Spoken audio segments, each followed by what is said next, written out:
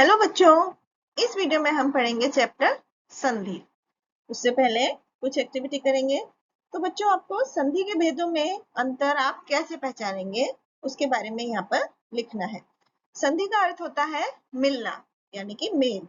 तो जब दो शब्द एक दूसरे के नजदीक आते हैं तो पहले शब्द का जो अंतिम वर्ण होता है और दूसरे शब्द का पहला वर्ण के मिलना होता है। तो इस मेल से वर्णों में बदलाव उत्पन्न हो जाता है और वर्णों के मिलने से होने वाले परिवर्तन को ही संधि कहा जाता है। जैसे कि हिम प्लस आलय यानी कि हिमालय, महा प्लस आत्मा महात्मा। तो इन उदाहरणों में आपने देखा कि शब्दों के नजदीक आने पर वर्णों के मिलने से जो बदलाव उत्पन्न हुआ उनसे नए शब्द बने। तो दो ध्वनियों के आपस में मिलने से होने वाले विकार या बदलाव को संधि कहते हैं। संधि विच्छेद, तो संधि का अर्थ है मिलना और विच्छेद का अर्थ है अलग होना। तो दो वर्णों के मिलने से बने नए शब्द को वापस पहली वाली स्थिति में लाना संधि विच्छेद कहलाता है। जैसे कि चंद्रोदय यानी चंद्र प्लस उदय, सूर्यास्त यानी कि सूर्य प्लस अस्त, पुस्तकालय यानी पुस्तक प्लस आलय, नमस्ते यानी नमः प्लस ते। संधि के भेद, संधि के तीन भेद होते हैं: स्वर संधि, व्यंजन संधि, विसर्ग संधि। स्वर संधि, स्वर यानी कि स्वरों का मेल। तो दो स्वरों के मिलने से होने वाले बदलाव को स्वर संधि कहते हैं। जैसे कि रेखा प्लस अंकित यानी रेखांकित, दीप प्लस अवली दीपावली। स्वर संधि के भेद, स्वर संधि के 5 भेद होते हैं, जैसे कि दीर्घ संधि, गुण संधि, वृद्धि संधि, यण संधि। इसके बाद दीर्घ संधि, जब ह्रस्व या दीर्घ स्वर उसी के ह्रस्व या दीर्घ स्वर से परस्पर मेल करते हैं तो वे दीर्घ स्वर बन जाते हैं। जैसे कि अ प्लस आ, सत्य प्लस आग्रह सत्याग्रह, धर्म प्लस आत्मा धर्मात्मा। इसी तरह आ प्लस अ के उदाहरण है विद्या प्लस अर्थी, तो इसमें आ बन जाता है जैसे विद्यार्थी। इसी तरह आ और आ मिलकर भी आ बनता है, जैसे वार्ता प्लस आलाप तो वार्तालाप।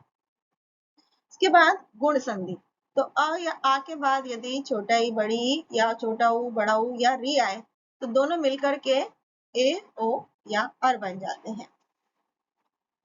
के बाद वृद्धि संधि, अ या आ के बाद यदि ए या ओ में से कुछ आए तो दोनों मिलकर बड़ा ए या औ बन जाते हैं। जैसे अ प्लस औ औ, परम प्लस औदार्य परमौदार्य, मत प्लस ऐक्य मतैक्य, तथा प्लस एव तथा। यण संधि, छोटी बड़ी ई, छोटा ऊ बड़ा ऊ और री के बाद यदि दूसरा कोई स्वर आए तो छोटी बड़ी का य बन जाता है, छोटे ऊ बड़े ऊ का व और री का र हो जाता है। जैसे ऊपरी प्लस उपर्युक्त, अभि प्लस उदय अभ्युदय, एक प्लस प्रति प्लस एक प्रत्येक। अगला है अयादि संधि, ए ऐ ओ और औ के बाद यदि कोई अलग स्वर आए तो ए का आय बन जाता है, ए का आय, ओ का अव और औ का आ हो जाता है। जैसे शे प्लस अन शयन, चे प्लस अन चयन, विनय प्लस अक विनायक, नय प्लस इका नायिका।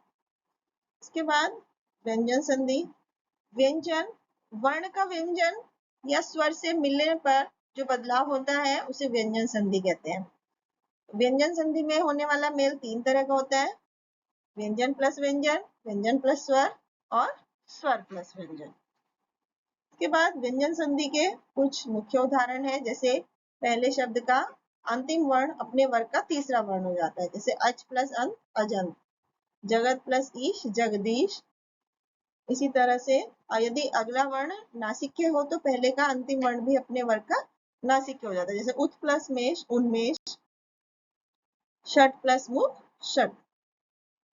विसर्ग संधि, तो विसर्ग के बाद किसी स्वर या व्यंजन के आने की वजह से विसर्ग में जो बदलाव होता है उसे विसर्ग संधि कहते हैं। विसर्ग का ओ में बदलाव, तो विसर्ग से पहले ए हो और विसर्ग के बाद ए हो या किसी वर्ग का तीसरा चौथा पांचवा वर्ण हो तो वो ओ में बदल जाता है। जैसे मन प्लस योग मनोयोग, मन प्लस अनुकूल मनुकूल। विसर्ग का र में परिवर्तन, यदि विसर्ग से पहले अ या आ से भिन्न स्वर हो और विसर्ग के बाद किसी वर्ग का तीसरा, चौथा, पांचवा या अंतस्थ वर्ण हो तो विसर्ग र में बदल जाता है। जैसे कि दु प्लस उपयोग दुरुपयोग, नि प्लस भय निर्भय। हिंदी की संधियां। तो बच्चों यहाँ पर जितनी भी संधियां हैं वो संस्कृत की संधियां हैं, लेकिन आजकल हिंदी की भी कुछ संधियां काम में आने लगी हैं। ये दो तरह की होती हैं, स्वर संधि और व्यंजन संधि। तो स्वर संधि में आधा प्लस खिला तो अध खिला, यानी आ को अ में बदल दिया। खेल प्लस आड़ी खिलाड़ी, यहाँ पर ए को ई में बदल दिया। इसी तरह दूध प्लस मुहा तो दूध मुहा, यानी बड़े ऊ को छोटे ऊ में बदल दिया। इसके बाद व्यंजन संधि होती है, जैसे अब प्लस ही अभी, तो यहाँ पर ब का भ हो गया। इसी तरह की प्लस ई यानी की, ये य का लोप हो गया। इसी तरह तब प्लस ही तभी, तो ब का भ बन गया। Thank you.